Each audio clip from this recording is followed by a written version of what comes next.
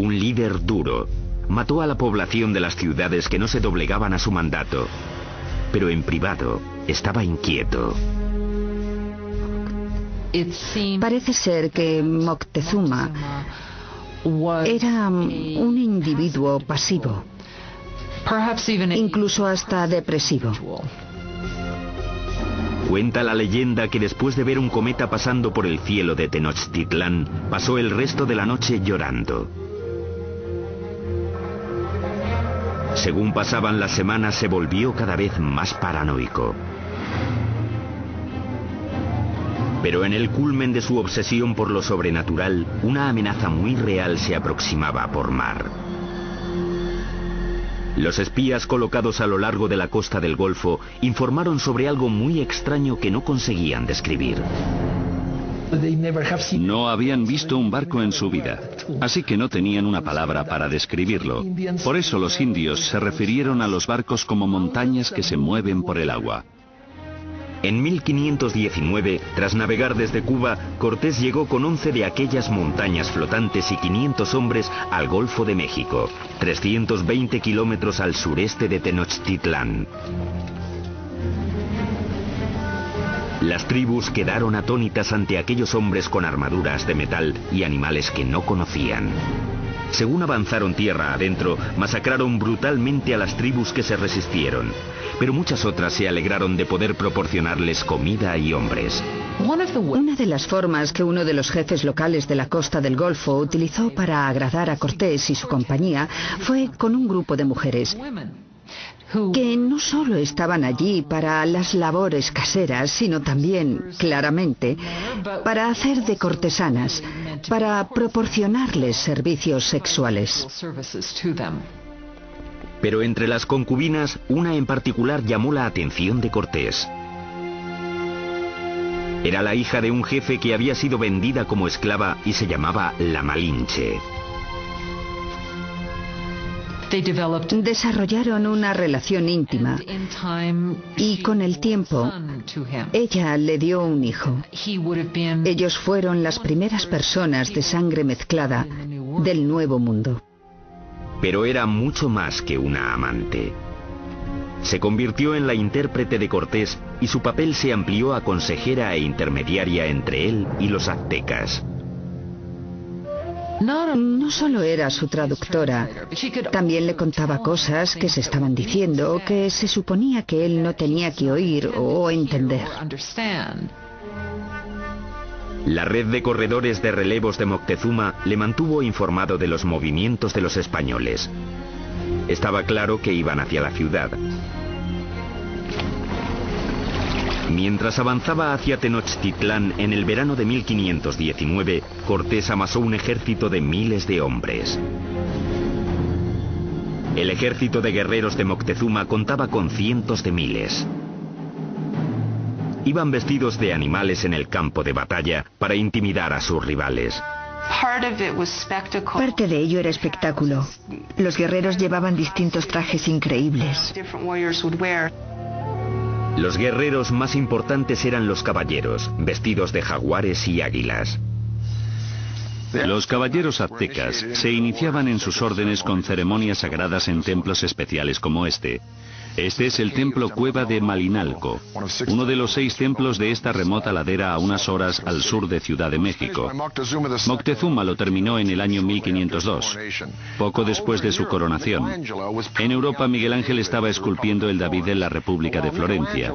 Pero mientras Miguel Ángel tallaba el David, los aztecas extraían este templo directamente de la ladera de la montaña. Y es el único templo en todo el hemisferio occidental construido de esta forma. Al final de las escaleras de Coalcali se encuentran las esculturas de 2 jaguares. A los lados de las puertas yacen los restos de 2 guerreros. La puerta representa la boca abierta de una serpiente gigante. Literalmente se puede ver la lengua saliendo del templo. Los aztecas creían que esta era la entrada al centro de la tierra.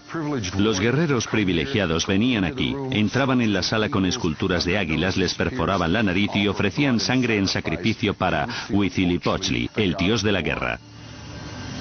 Pero esta no sería, ni mucho menos, la última vez que los guerreros aztecas vendrían a dar su sangre. El primer encuentro entre Cortés y Moctezuma sería pacífico. Pero el conquistador sabía que un choque enorme y sangriento entre el viejo mundo y el nuevo mundo tendría lugar pronto. Y la aniquilación que tuvo lugar sería uno de los acontecimientos más aterradores de la historia de las Américas.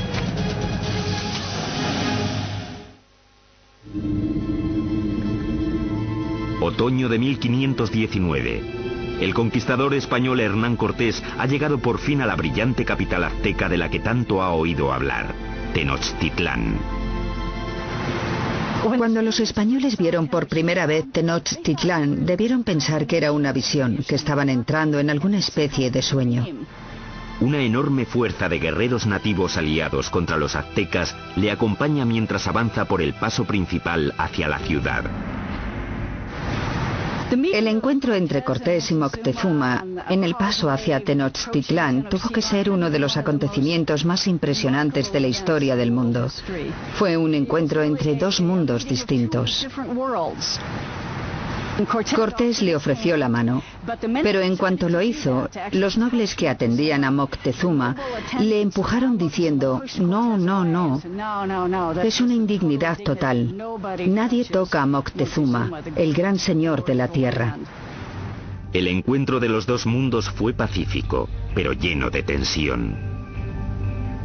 Moctezuma en ese momento ya se había vuelto impulsivo y propenso a las crisis de histeria. Así que el encuentro fue para calcular las fuerzas. Aunque los aztecas tenían un sistema diplomático y guerrero mucho más inocente comparado con el sistema tan taimado y ladino de los europeos. Moctezuma invitó a los españoles a quedarse en uno de sus palacios. Resultó ser un error catastrófico. Cuando los españoles entraron en la ciudad, quedaron tan impresionados que les pareció un sueño. En el centro de la ciudad se alzaba el colosal palacio del emperador. El palacio de Moctezuma II era un gigantesco complejo que se extendía por las 3 hectáreas contiguas al gran templo. Uno de los españoles se dio cuenta de que todos los días se reunían 600 nobles en el palacio de Moctezuma para oír las palabras del emperador. Moctezuma recibió a los españoles en una gran cámara de recepciones que había en la entrada, diseñada para que el emperador pareciera omnipotente. Pero el palacio de Moctezuma sería el último que construirían los aztecas. Cuando no llevaban ni una semana de visita, los españoles fueron a la yugular y secuestraron a Moctezuma. Fue un movimiento atrevido, pero compensó. El imperio parecía suyo. Aunque Moctezuma seguía siendo el líder oficial de la ciudad, durante un tiempo no fue más que el portavoz de Cortés. Durante 6 meses, la tensión dentro de los muros de Tenochtitlán se calmó. Entonces, en la primavera de 1520, todo cambió. Una mañana, unos soldados españoles interrumpieron un sacrificio sagrado y mataron a los participantes. El acto desencadenó un alzamiento. Para los aztecas, los españoles habían cometido un sacrilegio inefable. La ciudad quedó sumida en el caos cuando los aztecas marcharon al palacio de Moctezuma. Moctezuma intentó subir a la cima del palacio, hablar con la gente y calmarlos, pero ya no aguantaron más.